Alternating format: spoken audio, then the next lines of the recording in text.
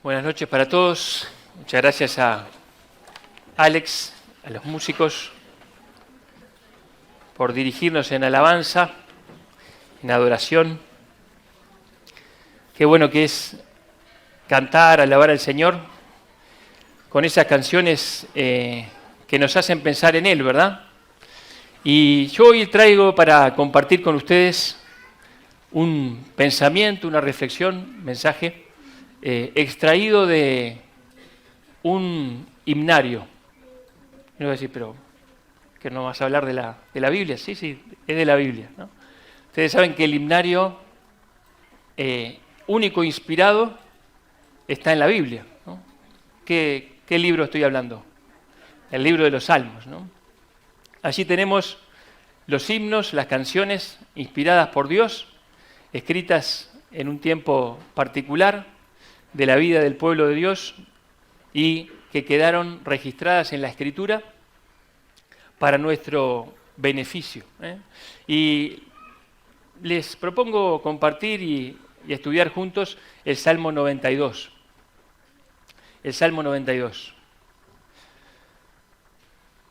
Los salmos entonces son canciones, pero son canciones inspiradas por el Espíritu Santo y que son capaces de transmitirnos la instrucción, el consejo, la advertencia, la edificación que Dios quiere. Y este Salmo 92 es un salmo muy especial. Uno piensa, bueno, ¿por qué viniste hoy a la iglesia, a la casa de Dios? No son estas cuatro paredes, no es la congregación de los santos. ¿Por qué viniste hoy a congregarte? No me respondas, pero pensá un segundito allí en tu corazón. ¿Qué te trajo hoy acá? ¿Fue la tradición? ¿Fue la costumbre? ¿Fue que eso era un buen día para estar acá?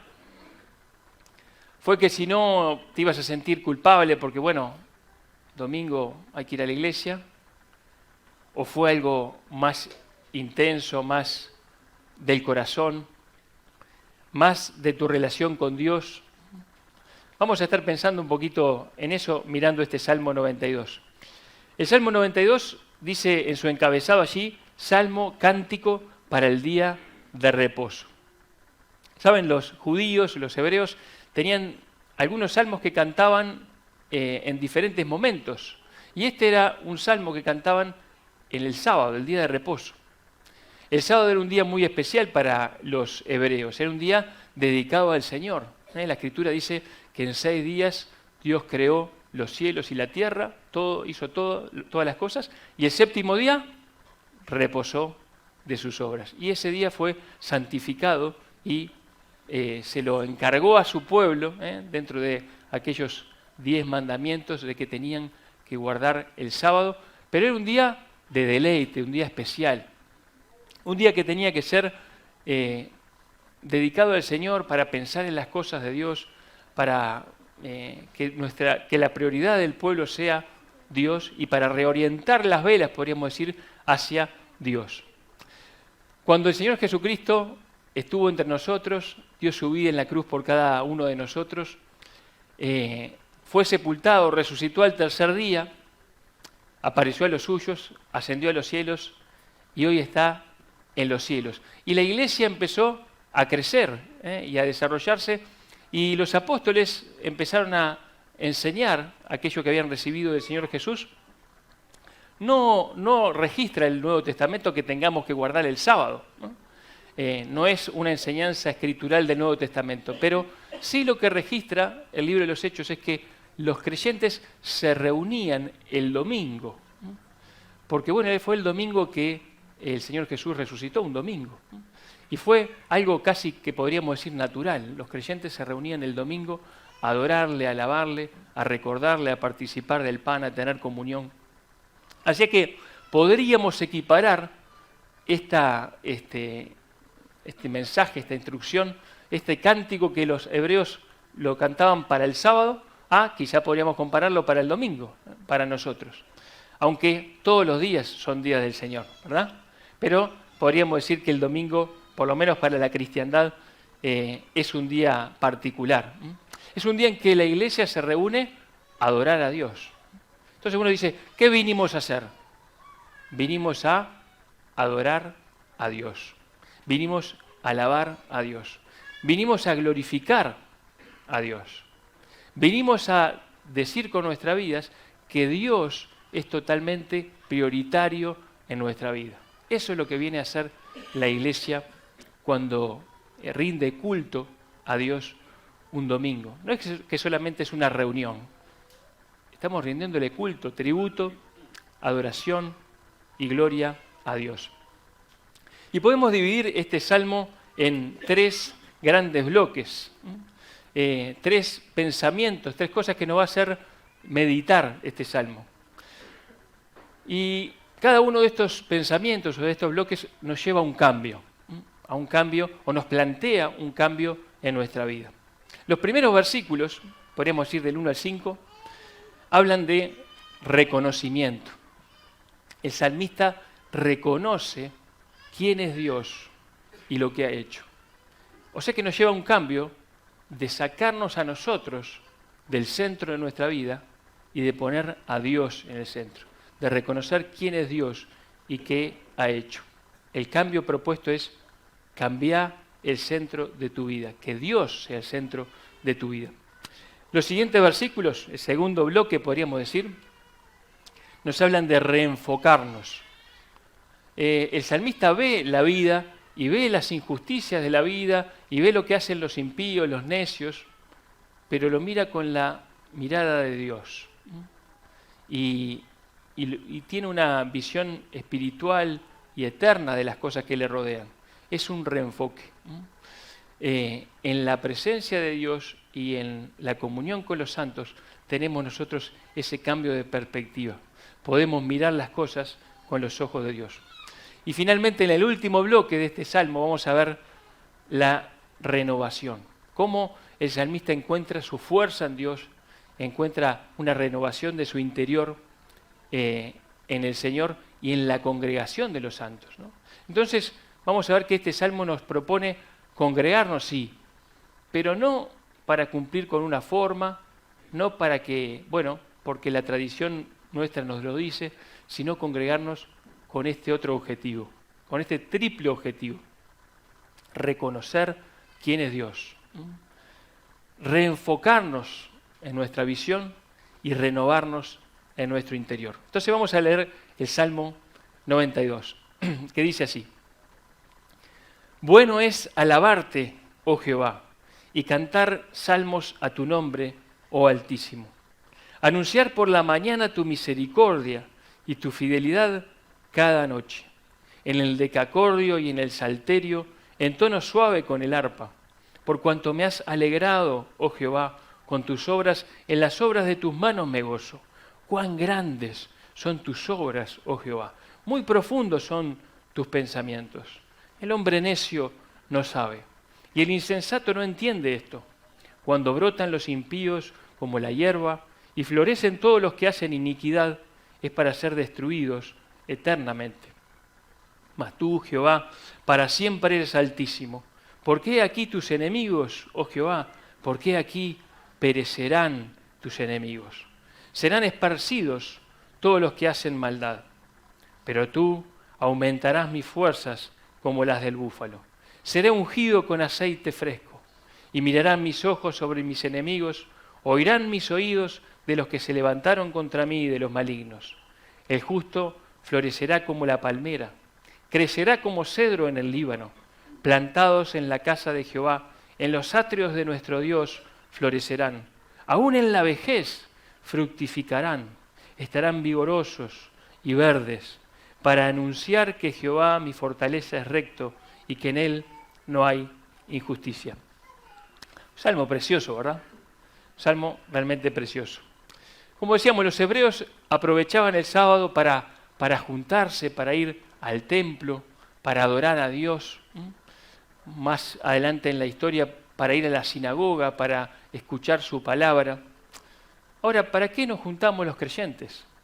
¿Para qué nos juntamos hoy en día los que formamos la iglesia y los que formamos esta iglesia local?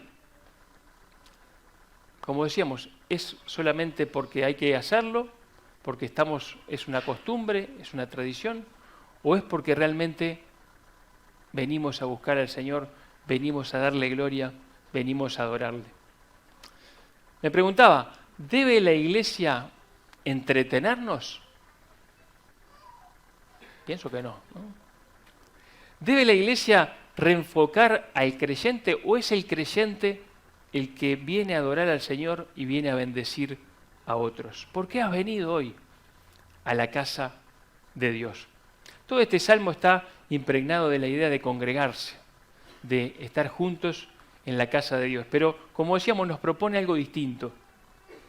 No venir por mero formalismo, sino venir para dar gloria al único que es digno, para orientar nuestra visión espiritual y para ser renovados en nuestro ser interior y en nuestra fuerza. Y el salmista empieza diciendo, bueno es alabarte, bueno es alabarte. Y uno puede pensar en esto desde dos lugares, hay dos visiones de esto que es bueno alabar al Señor. Primero que nada, podemos pensar que bueno es alabar a Dios porque es justo. Es justo alabar a Dios, porque Dios es digno de toda nuestra alabanza, de toda nuestra adoración.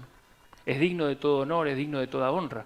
Entonces es justo, es algo que corresponde, que cada criatura adore al Creador. ¿Verdad? Es bueno, es justo, es lo que corresponde.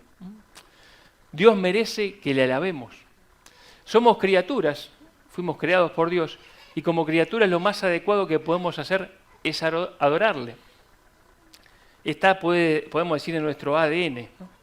Pero además el creyente, los creyentes, adoramos no solamente a nuestro Creador, sino que adoramos a nuestro Redentor, adoramos a nuestro Salvador. Sabemos que Dios es nuestro Creador y nuestro sustentador, pero también Dios es nuestro Redentor.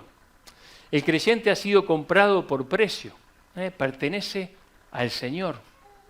No solamente Dios nos creó, sino que Él nos redimió, nos libró de la condenación, nos libró del infierno, del poder del enemigo, del poder del pecado, y ahora le pertenecemos y corresponde, es algo que es como que se cae de maduro, podríamos decir, que le alabemos. Por eso es bueno, ¿no? Es bueno porque es justo. Pero también es bueno alabar al Señor porque es bueno para nuestra alma. Lo dice de las dos maneras, podríamos decir, ¿no? Es bueno porque es una justicia cósmica que las criaturas alaben a su Creador, pero además es bueno porque es bueno para el alma que lo alaba. Alabar a Dios le hace bien a nuestra alma, porque fuimos creados para adorarle, para alabarle y para disfrutar de su presencia para siempre. O sea que hay algo que se conecta en nosotros con el cielo, podríamos decir, cuando le alabamos. ¿Y qué diferencia formidable hace en nosotros el dejar de quejarnos, el dejar de criticar, el dejar de centrarnos en nosotros mismos y de pensar y centrar nuestro pensamiento en Dios y alabarle de corazón?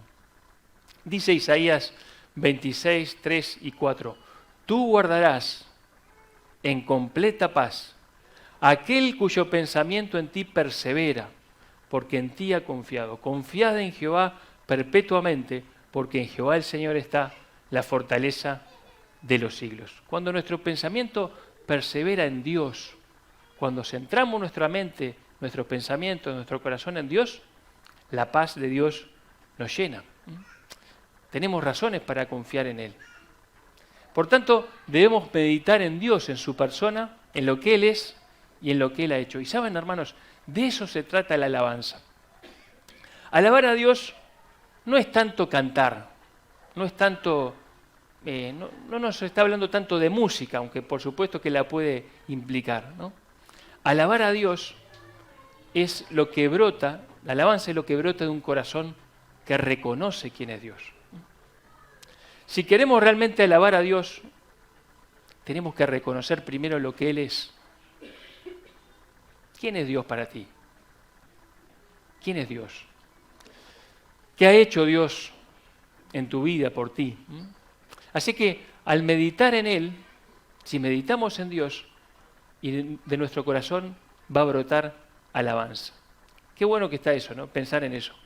Es una actitud de corazón, una actitud que se potencia en la iglesia, en la reunión de los santos. Brota del corazón del que reconoce quién es Dios y lo que Él ha hecho. ¿Nunca te pasó, hermano, de empezar a pensar en lo que Dios ha hecho en tu vida y meditar en lo que Dios es y de repente que brote una alabanza de tu corazón? Eso es una alabanza de la más pura, ¿verdad? Pensaba que hoy en día una parte de la iglesia evangélica, está un poquito confundida con lo que es la alabanza. La alabanza no se trata de show, ¿no? No se trata de luces, de humo, ¿no? Y de potencia musical, ¿no? No es un concierto, no es un concierto de rock, ¿no? Alabar, según lo que nos dice la Escritura, es reconocer quién es Dios y que brote de nuestro corazón esa alabanza. ¿Y qué cantaban? Cantaban salmos, canciones a su nombre. Salmos que enaltecían a Dios, salmos que hablaban de la persona de Dios.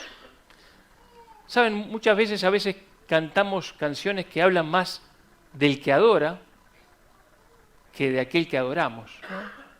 Estamos más centrados en nosotros adorando que en Dios al que estamos adorando. Es como que adoramos la adoración, se podría decir, ¿no? Y no, tenemos que adorar a Dios, ¿no? El centro tiene que ser Dios, el foco tiene que ser Dios, ¿no? No eres tú que adoras el centro, es aquel que adoramos, es Dios. ¿Y cómo le llama el salmista? Le llama Jehová. Y Jehová es un nombre particular, es una adaptación al español del hebreo Yahvé, que en realidad son 4 consonantes impronunciables, ¿verdad? Que significan yo soy el que soy. Era una escritura que cuando lo leían los escribas, aquel que le tocaba leer la palabra de Dios, cuando llegaba a eso, hacía un silencio, porque no se animaba a pronunciar el nombre de Dios por respeto, por reverencia. Yo soy el que soy, el único que tiene existencia en sí mismo. Adora a Dios. Pero también le llama el Altísimo, el excelso, el supremo, el que está sobre todo, aquel que gobierna sobre todo y sobre todos, el soberano. Y a Él está alabando. Y centra sus pensamientos y su alabanza en Dios. Hermanos, ¿cuántas veces vos y yo alabamos así? Adorando a Dios y alabándole de corazón, centrando nuestros pensamientos y nuestro corazón en Él, olvidándonos de todo lo demás y de nosotros mismos. Si hacemos eso, nos hará bien al corazón. ¿Y qué dice? Anunciar por la mañana tu misericordia. La mañana es una hora especial para anunciar su misericordia, ¿verdad? ¿Por qué? Porque has despertado, ¿no? Nuevas son cada mañana, dice sus misericordias, ¿no?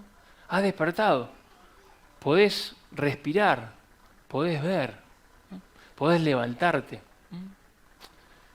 ¿Qué pasaría, hermano o hermana, si un día te despertás y no podés ver? Imagínate, ¿no? No podés ver. Y de pronto querés gritar para llamar a alguien y no podés hablar. Y querés levantarte y no te podés levantar. Y estás ahí encerrado en tu cuerpo. Y no sabés qué hacer. Y te pones a orar, ¿no? Y te pones a orar y orás horas hasta que Dios hace un milagro y te vuelve la vista, el habla, el movimiento. Le alabarías, ¿verdad? Le alabarías, ¿no? Bueno, cada mañana pasa eso. Volvés a despertarte y volvés a tener todas las capacidades intactas, ¿no? Alabarle por su misericordia, porque hemos despertado. Por esas cosas pequeñas y grandes que damos por sentadas, pero que en realidad son tremendas bendiciones, tremendos milagros, ¿no? Sería bueno para nosotros empezar cada día reconociendo su misericordia, ¿verdad? No empezar cantando un tango en la mañana, ¿no? ¿Vieron el tango por ejemplo, me acordaba de aquel que es cambalache, ¿no? Y pensar que el mundo es una porquería, ¿no? Uno, como uruguayo, como rioplatense, tenemos esa tendencia, ¿no? Está todo mal, pero ¿qué diferencia haría en nuestro corazón levantarnos y anunciar su misericordia? ¡Pah, Dios! ¿No? Sos grande, ¿no? Tengo vida, me puedo levantar, ¿no? Eso nos hace bien al corazón. Pero también dice el salmista que va a anunciar su fidelidad cada noche. Y también es un momento especial, ¿no?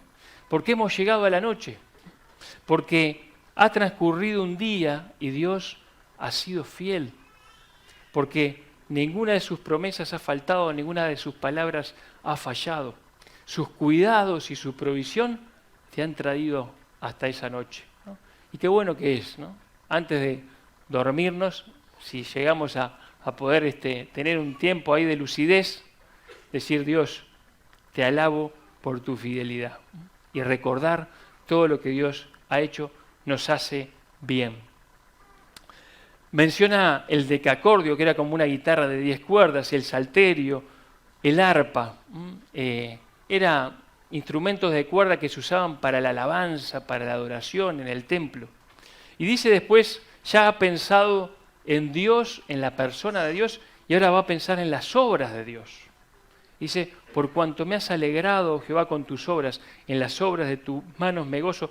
Cuán grandes son tus obras, oh Jehová. Y le alaba. Mira sus obras. Quizá piensa primero en la creación y le alaba. ¿Has pensado en la creación y le has alabado? A veces nos pasa, ¿no? Cuando miramos un atardecer o un paisaje espectacular, uno dice: ¡pa! Y uno alaba a Dios, ¿no? No sé qué hace el ateo, a quién alaba, ¿no? O sea, debe quedarse como ahí atrapado y esta hermosura, ¿y qué hago, no? Pero nosotros alabamos a Dios, al Creador.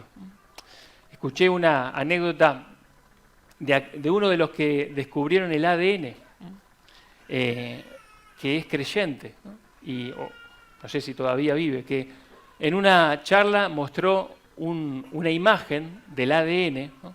De esa molécula que está dentro de cada núcleo, de cada célula de nuestro cuerpo, y era era una hermosura realmente la molécula del ADN, ¿no? La comparaba, la ponía al lado de un vitró de una iglesia y podríamos decir que era hasta más hermoso.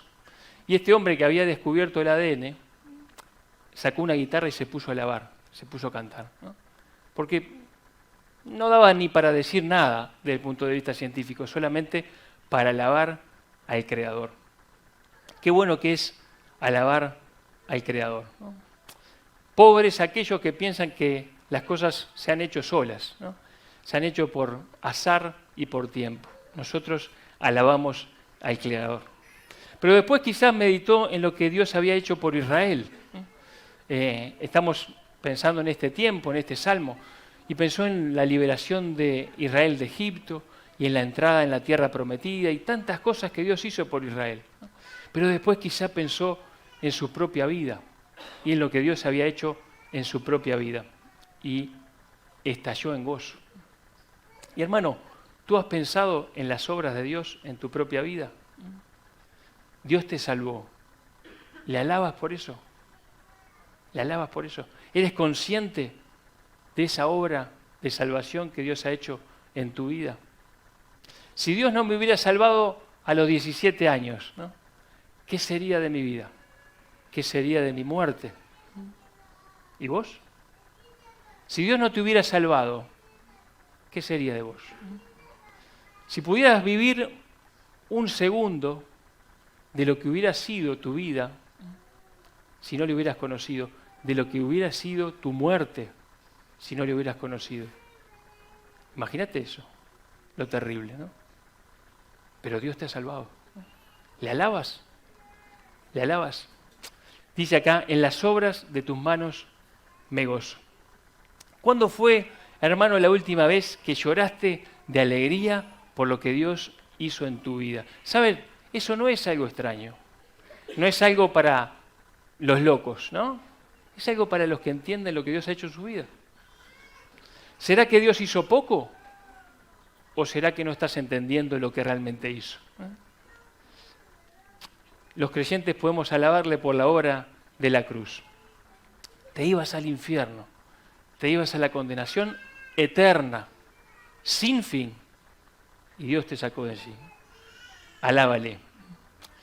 Pensá en todo lo que Dios ha hecho y está haciendo en tu vida y gozate en el Señor. En las obras de tus manos me gozo. Decía el apóstol en Filipenses 4:4, regocijaos en el Señor siempre. Otra vez digo, regocijaos, ¿no? Regocijarse en el Señor es eso, meditar en lo que Él es, en lo que Él ha hecho, en su persona, en sus obras, y alabarle. Alabarle es bueno porque Él es digno, y alabarle es bueno porque le hace bien a nuestra alma. Pero a continuación, el salmista cambia de tema. Deja de mirar a Dios y a su obra y empieza a mirar al necio, al impío, al malo, ¿no? Y dice, el hombre necio no sabe, el insensato no entiende, cuando brotan los impíos, cuando florecen los que hacen iniquidad. Y está pensando en aquellos que odian a Dios, que le desprecian, que no piensan en Dios, que no creen en Él. La Biblia llama necio a aquel que no cree en Dios, que le ignora. Dice el Salmo 53:1, dice el necio en su corazón, no hay Dios, se han corrompido e hicieron abominable maldad, no hay quien haga el bien. Es interesante que dice este Salmo, después de que el necio dice no hay Dios, a continuación se han corrompido, ¿no? ¿Por qué? Porque si no hay Dios, como decía el ruso Dostoyevsky, no sé si se pronuncia así, pero en un libro bastante famoso dice, si Dios no existe, todo está permitido. Y es lo que dice este salmo, ¿no? Si no hay Dios, no hay juez, no hay a quien darle cuentas, no hay moral universal, hacé lo que quieras, viví como te plazca, seguí tus deseos, comamos y bebamos que mañana moriremos, nada tiene sentido, ¿no? Pero eso es lo que dice el necio, ¿no? No hay Dios. Y a continuación se corrompe. Ahora, el salmista toca acá el tema delicado de la prosperidad de los impíos. ¿Por qué aquellos que no aman a Dios y le desprecian parecen a veces prosperar, ¿no? ¿Por qué le va bien al deshonesto? ¿Por qué es promovido aquel que adula al jefe, por no decirlo de otra manera, y es mal compañero, ¿no? ¿Por qué le va bien al malo? Estas preguntas se le han hecho muchos justos a lo largo de la historia, ¿saben? Job lo expresó de esta manera en Job 21, dice, ¿por qué viven los impíos y se envejecen y aún crecen en riquezas? Su descendencia se robustece a su vista y sus renuevos están delante de sus ojos. Sus casas están a salvo de temor, ni viene azote de Dios sobre ellos. Y más adelante dice, pasan sus días en prosperidad y en paz descienden al Seol. Dicen pues a Dios, apártate de nosotros, porque no queremos el conocimiento de tus caminos. ¿Quién es el Todopoderoso para que le sirvamos? ¿Y de qué nos aprovechará que oremos a Él? Así decía Job acerca de los pensamientos de los impíos. Él estaba sufriendo y miraba al que no tenía a Dios en sus caminos y que aparentemente le iba bien y no le cerraba la jugada. El Salmo 73 habla mucho de esto, ya lo hemos tocado y pensado muchas veces, ¿no? Asaf tuvo ese conflicto y casi resbala porque consideró la prosperidad de los impíos y les tuvo envidia. Y dijo, ¿y para qué sirve entonces ser de Dios? Lavar en inocencia mis manos, si soy azotado todos los días, ¿no? Y dice que estaba ahí al borde hasta que, entrando en el santuario, comprendí el fin de ellos. Entrando en el santuario. Su perspectiva, su visión cambió cuando entró en el santuario. Acá, este salmista no tuvo ese problema de Asaf, porque ya estaba en el santuario y ya estaba viendo las cosas en la perspectiva de Dios. Y dice, cuando brotan y florecen es para ser destruidos eternamente. Y dice, tus enemigos perecerán, serán esparcidos como en una batalla, ¿verdad? Todos los que hacen maldad. Qué importante, hermanos, que es venir y congregarnos y estar juntos para que Dios cambie nuestra perspectiva. A veces cuando vivimos en este mundo y empezamos a ser impregnados de la manera de pensar del mundo. Y nos puede pasar esto que casi le pasa a Asaf, ¿no? Mirar la prosperidad de los impíos y decir, pero al final, haciendo cualquier cosa, parece que te va bien. Y uno puede ser, bueno, bastante lastimado por ese pensamiento. Pero el salmista se puso en perspectiva de Dios y dijo, no, los impíos no son dignos de envidia, son dignos de conmiseración. Hay que tener compasión de ellos. ¿Por qué? Porque se van a una eterna condenación. Están errados, están cegados. El Dios de este siglo le ha cegado el entendimiento. No pueden ver la brevedad de la vida y el juicio inminente, que van a perecer y van a ser esparcidos. Y esto, queridos, le espera a todo aquel que está lejos de Dios. Y nosotros necesitamos ese reenfoque. Necesitamos contemplar la vida en perspectiva de eternidad. Y hacerlo todas las semanas, ¿qué digo? Todos los días, ¿no? Dice el Salmo 49, es un salmo muy especial también, que nos ayuda a no vivir como bestias. ¿La Biblia dice eso? La Biblia dice eso. Mauricio, no vivas como bestia, te dice la Biblia, ¿no? ¿Cómo dice? Dice, Salmo 49, versículo 10, pues verá que aún los sabios mueren, que perecen del mismo modo que el insensato y el necio, y dejan a otros sus riquezas. Esto es lo que piensa el que no conoce a Dios. Dice, su íntimo pensamiento es que sus casas serán eternas y sus habitaciones para generación y generación. Dan sus nombres a sus tierras. Mas el hombre no permanecerá en honra. Es semejante a las bestias que perecen. Su camino es locura. Con todos sus descendientes se complacen en el dicho de ellos. Como a rebaños que son conducidos al Seol, la muerte los pastoreará. Y los rectos se enseñorearán de ellos por la mañana. Se consumirá su buen parecer, y el Seol será su morada. Pero Dios redimirá mi vida del poder del Seol, porque Él me tomará consigo. No temas, mira lo que dice acá la Biblia, no temas cuando se enriquece alguno, cuando aumenta la gloria de su casa, porque cuando muera no llevará nada, ni descenderá tras él su gloria. Aunque mientras viva llame dichosa a su alma, y sea loado cuando prospere, entrará en la generación de sus padres, y nunca más verá la luz. El hombre que está en honra y no entiende, semejante es a las bestias que perecen. Querido amigo, amiga, ¿no? Si vos no entendés la brevedad de la vida y lo eterno de la perdición, y vivís tu vida como en el aquí y en el ahora, como que bueno, vamos a disfrutar hasta que pueda, es como vivir como los animales. El tema es que los animales no tienen espíritu y tú sí. Y el espíritu no es aniquilado, va a estar para siempre alejado de Dios en la perdición. Mucho más valdría que reflexionaras, que pensaras, y dice, bueno, voy a buscar a mi Salvador. Tenés que venir a Cristo hoy sin demora. Si estás viviendo así, lejos de Dios, como estos necios que dicen en su corazón no hay Dios, hoy tenés que reconocer tus pecados y venir al Salvador, porque el Salvador, Jesús, murió por ti y resucitó. Ahora, vieron que el salmista está enfocado en su esperanza.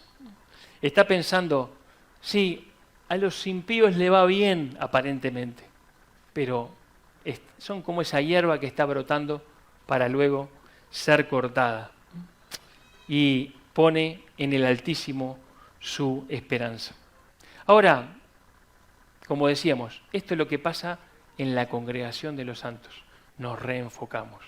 Ponemos nuestra visión en lo eterno, en lo que permanece, y bueno, no somos confundidos. El reenfoque. Eso es para lo que venimos también. Pero hay un último bloque que habla de lo que pasa en nuestro corazón, en nuestra vida, en nuestra alma, cuando estamos juntos. Y nos habla de una renovación. El salmista, en la última parte del versículo 10, deja de mirar al impío. Ya ha mirado a Dios, ¿verdad? Miró a Dios y sus obras. Después miró al impío y lo que le va a tocar. Y ahora mira al justo. Y primero mira su propia experiencia con el Señor. Él sabía que estaba en una situación diferente porque amaba a Dios, porque Dios era su fortaleza. Y dice, pero tú aumentarás mis fuerzas como las del búfalo. El búfalo es un animal interesante, temible por su tamaño, por su fuerza. ¿Saben? Pueden llegar a medir de longitud hasta unos 3 metros. Puede llegar a pesar hasta 1000 kilos, 1 tonelada. Es un animal extremadamente fuerte, capaz de soportar sobre su cuerpo grandes cargas pesadas. Su mayor energía es cuando es puesta a prueba cuando se encuentra en situaciones de peligro. Es un animal que le puede hacer frente a un león. Y el salmista sentía que en la presencia de Dios sus fuerzas aumentaban como las del búfalo. ¿Verdad que cuando estamos en la congregación, en la presencia de Dios, en ese lugar donde Dios envía bendición, vida eterna, donde está la presencia de Dios, nuestras fuerzas son multiplicadas? Tú aumentarás mis fuerzas como las del búfalo, para poder ir para adelante en la vida, para poder soportar lo que se venga, para poder vencer al león rugiente, ¿no? Resistir. Hoy Martín nos decía en la clase, allí en la charla, la vida cristiana es inhumana, decía Martín, ¿no? Es imposible vivirla con la fuerza humana, hay que vivirla con la fuerza de Dios, o es imposible de vivir, ¿no? Y acá nos está diciendo eso, tú aumentarás mis fuerzas como las del búfalo. Y después dice, seré ungido con aceite fresco. Estos aceites aromáticos, no eran aceites de cocina, ¿verdad? Eran aceites aromáticos con perfume que refrescaban, perfumaban, daban nuevo vigor. Y es una figura que indudablemente nos hace pensar en el Espíritu Santo. En el Espíritu Santo.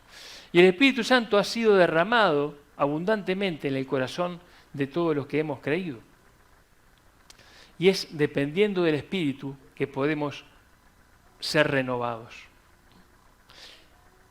Somos renovados gracias al Espíritu Santo y podemos mantenernos firmes y se multiplican nuestras fuerzas gracias a el obrar del Espíritu en nuestra vida. Como decíamos, ¿no? En el Salmo 133 dice, cae el rocío sobre el monte Hermón, cae el aceite sobre las barbas del sacerdote y cae la bendición y la vida eterna a través del Espíritu Santo sobre la congregación. Hermanos, si tendremos que valorar la congregación, si tendremos que valorar el hecho de estar juntos, ¿lo hacemos? ¿Lo hacemos? ¿Lo valoramos? Después hace un contraste muy marcado con los impíos, con los enemigos, con los malignos, ¿verdad? Con los que le va a ir mal. Y los compara con el justo. El impío crecía pero para ser destruido, ¿verdad? Ahora dice el justo crece para fructificar. Dice, el justo florecerá como la palmera. La palmera es un símbolo de belleza y de fruto. Es un árbol que puede vivir por muchos, muchos años. Pero después habla del cedro. El cedro en el Líbano. Y saben, el cedro es un árbol majestuoso, podríamos decir, ¿no? Es un árbol cuya hoja siempre, siempre está verde. Que puede vivir siglos, siglos. Es un símbolo de fuerza y de permanencia. Ahí está el contraste, ¿no? Los impíos como hierba, el justo como un cedro. Fuerza y permanencia. Ahora, estos árboles, la palmera, el cedro, ¿dónde están plantados? ¿Dónde están plantados? en la casa de Jehová. En los atrios de nuestro Dios florecerán. ¿Se te ocurriría plantar un árbol adentro de una casa? Bueno, pero está hablando de nosotros, ¿no? De nosotros como árboles plantados en la casa de Dios, ¿no? Donde corre su palabra como río y nosotros estamos allí creciendo y dando fruto, ¿no? Dando fruto. La característica del creyente que alaba al Señor con su vida es que da fruto. Como árbol plantado junto a corrientes de aguas, que da su fruto en su tiempo y su hoja no cae y todo lo que hace prosperará, como dice el Salmo 1. Ahora, en el versículo 14 está interesante, ¿no? Porque dice que prosperan solamente los jóvenes. ¿Dice eso? No, dice, aún en la vejez fructificarán. Aún en la vejez darán fruto. Ahí cuando otro dice, no, pero este árbol ya no da fruto, este árbol está muy viejo, ya está para leña, ¿no? Dice, no, aún en la vejez fructificarán. Y hermanos, qué bueno que es tener la bendición en nuestra iglesia de tener esos hermanos viejos, veteranos, hermanos y hermanas que siguen dando fruto, que siguen plantados en la casa de Dios, dando fruto, bendiciendo a otros. Las vidas de esos hermanos nos bendicen, ¿no? Es bueno verles fieles, verles creciendo, verles sirviendo al Señor, vigorosos, verdes de vida, nos hace bien a todos. Todos sentimos el desgaste del tiempo, ¿verdad? Todos sentimos el desgaste del tiempo. Decía el apóstol Pablo en 2 Corintios 4, por tanto no desmayamos. Antes, aunque este nuestro hombre exterior se va desgastando, el interior no obstante se renueva de día en día, porque esta leve tribulación momentánea produce en nosotros un cada vez más excelente y eterno peso de gloria, no mirando nosotros las cosas que se ven, sino las que no se ven, pues las cosas que se ven son temporales, pero las que no se ven son eternas. Con el pasar de los años, yo me he dado cuenta, he cumplido un año más y como que se me vino la vejez encima, ¿no? Y me he dado cuenta que los años pasan y van apareciendo cosas, ¿no? Van apareciendo cosas en su físico, porque el hombre exterior se desgasta. Algunos jóvenes se ríen y dicen, miren que ustedes vienen hacia ese lado, ¿no? El río los trae para este lado, no se van para el otro, ¿no? Así que no se rían tanto, ¿no? Ahora, es posible renovarnos en nuestro interior. ¿Cuándo? Cuando le alabamos y le adoramos a pesar de todo. Y gracias a Dios por esos veteranos, esos que en la vejez siguen fructificando y renovándose en su interior. Y esto es lo que hace la congregación, ¿no? La congregación nos lleva a reconocer quién es Dios. El congregarnos, ¿no? Nos lleva a reconocer quién es Dios y lo que Él ha hecho. Nos lleva a reenfocarnos en nuestra vida, sacando los pensamientos del mundo y pudiendo transformar nuestro entendimiento según lo que nos dice el Espíritu. Y nos lleva a renovarnos en nuestro interior.